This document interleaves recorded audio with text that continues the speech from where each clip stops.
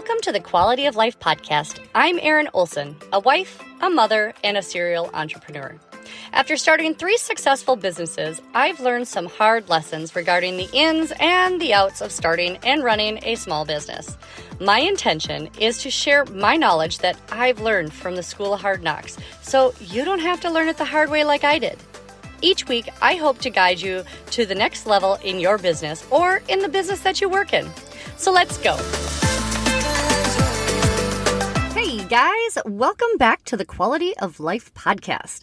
This week is all about stepping into the role of captain of your ship. All right, I know that we all know that we are in charge of our businesses, but some of us really have a hard time actually stepping into that leadership role of captain or head chief, and I have been guilty of this myself. This concept is a major game changer when running a small business. I mean, knowing that you are in charge and actually taking charge are 2 totally different things. So how do you actually step into that role? Well, I have some notes that I took while I was on a cruise recently about the qualities of a captain or leader, and maybe they can help you to become the leader and captain of your boat that is your business or your life. These are not necessarily limited to those in business, but they are very important qualities that can help you in your everyday life as a mom, as a wife, as a husband, as just an employee at a business that you work at. So get ready to take some notes because today is going to be good, if I do say so myself. There is something about a cruise that really allows you to look at your life in a different way. I mean, you don't have to plan dinners, you don't have to do chores, you just have to eat, drink, and breathe. Well, since I had so much less to actually do, I was able to actually contemplate things while I was enjoying all the days at sea where there was so much that you could do, but nothing that you had to do. Think about this for a minute. There were 2,500 guests on this ship and about 500 employees, and the captain is in charge and accountable for everything that happens on that boat. It really got me thinking of all that it would take to be the captain and how it relates to business and life. A captain is not just a boss, but he is a leader. Without him or her, the boat could run aground or even sink, just like your business. So what exactly does it take to be captain? Oh my gosh, so much. But here is a list of a few of the qualities that you must possess to be the captain of the boat, a business, or even your life. Well, first and foremost, acceptance. Yes, you heard me right. You have to accept that you are the one calling all the shots and the one who will ultimately be held accountable for the outcomes of those choices. This can be seen a couple ways. You can either feel burdened by this or you can feel empowered by it, and the choice is yours. Honestly, I go back and forth between these 2. Sometimes it just feels like too much or too heavy for me to continue on, but that is usually a sign that I need to delegate something or that I am outside of the plan that I have for my business. Most of the time, though, I feel empowered by the fact that I have the ability to make the decisions and not be a victim to a decision that someone else has made. Next, a captain has to have the ability to make decisions quickly and then execute immediately. I know that in this day and age, we are so afraid of making the wrong choice or a mistake that might upset somebody or might actually get us canceled. But this is a very important trait that we all need to be a little bit better at. How many times have you gone back and forth about whether to do one thing or another thing and dreaded and drawn out the decision-making process? And then when you finally do take action, it's either too late and you've missed your chance, or it wasn't as scary as you thought it would be and way less painful. That has happened to me more times than I can count. So think about this for a minute. You're a captain of a boat and you are notified of an iceberg on your path. Yes, well, like Titanic. How long would it take you to go back and forth trying to decide which way to go before you take action? Not very long at all, I bet.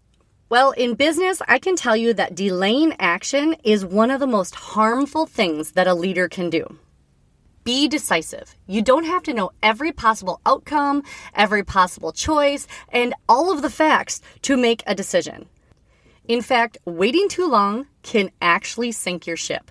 So, using your knowledge and experience, make the best informed decision. pray about it, and execute it immediately. I have used this tactic so many times over the years, and I am a firm believer that if you ask God for help and then act, you will be blessed, even if it is not the best choice. Even the Bible has something to say about this in James 1:5-8.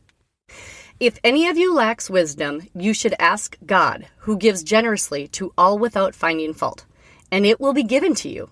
But when you ask, you must believe and not doubt, because the one who doubts is like a wave of the sea, blown and tossed by the wind. That person should not expect to receive anything from the Lord. Such a person is double-minded and unstable in all that they do. Now, just let that sink in for a minute.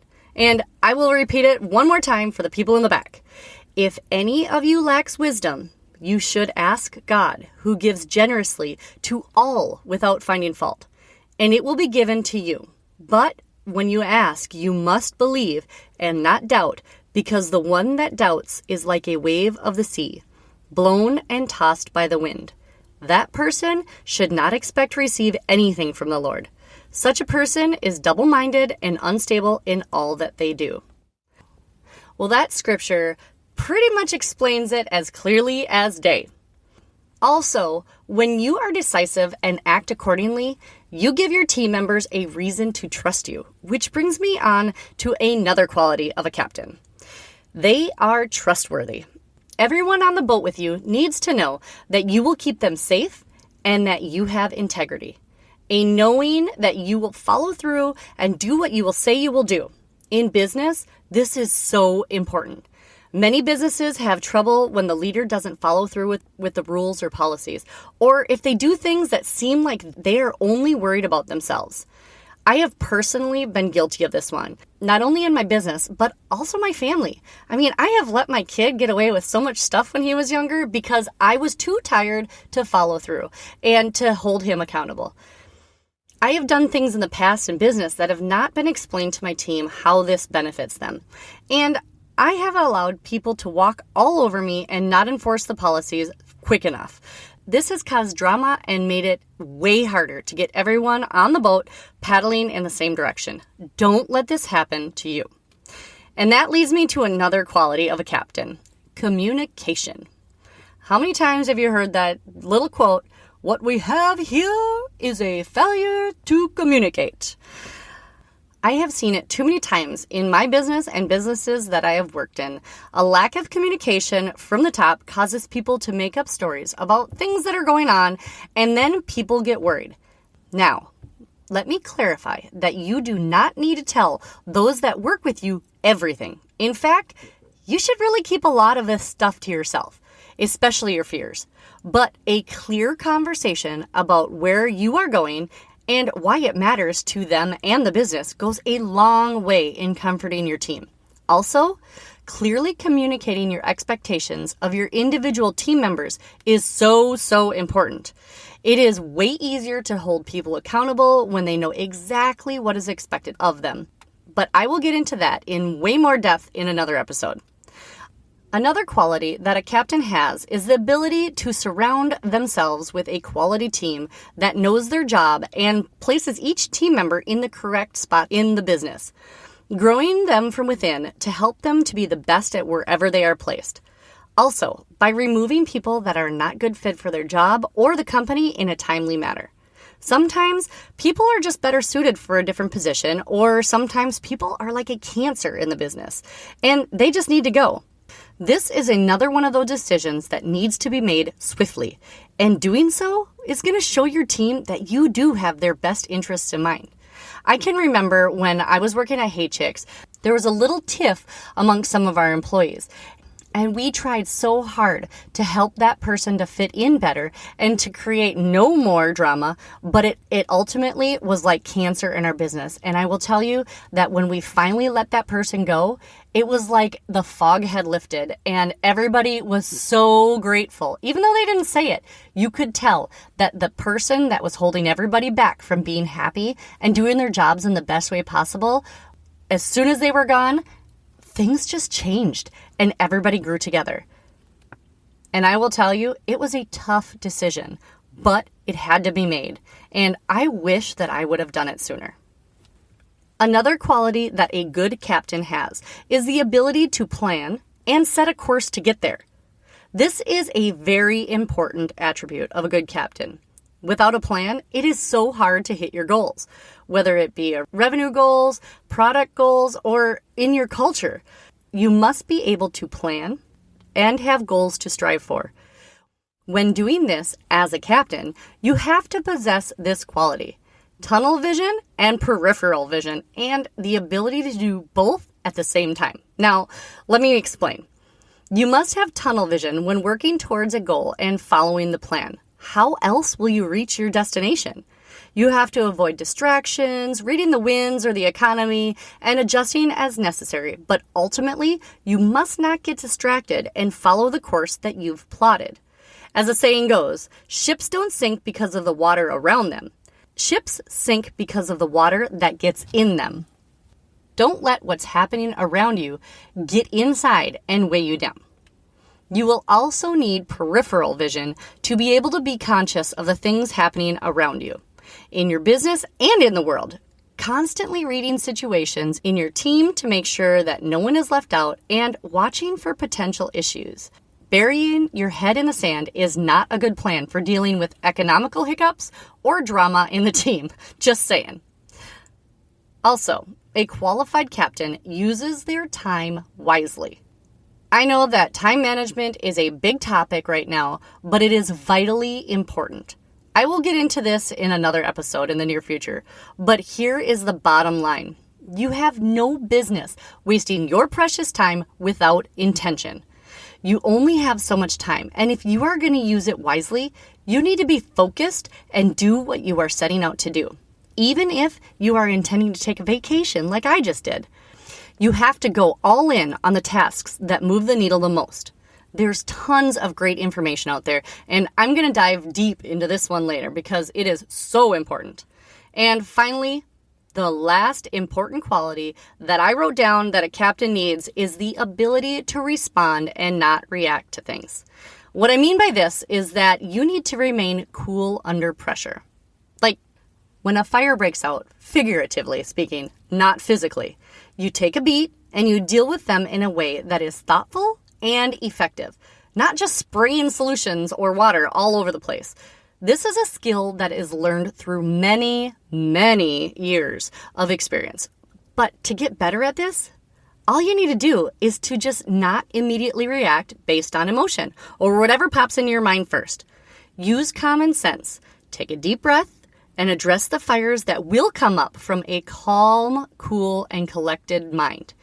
Even if you have to go hide in your car and scream for a bit to calm down. Just so you know, I have done this myself, by the way. But here's the rub. As the captain of your life and your business, you must be able to venture into uncharted waters, not being driven by all of the waves that come upon you. Calculate the risks and having a plan just in case, but forging ahead regardless.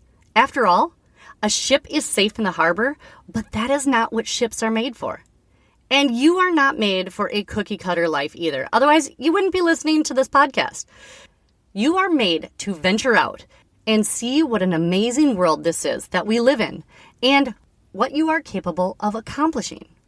Well, guys, I am sorry for all the boat analogies, but this cruise showed me a lot of things that I myself need to work on, and I thought that maybe it could help you too. I hope that you strive to be a better captain too. Please share this episode and rate it on whatever platform you listen to it on, as it will help others who might be dealing with the harder parts of entrepreneurship and just life in general. Well, guys, this ship is sailing off into the sunset until next week.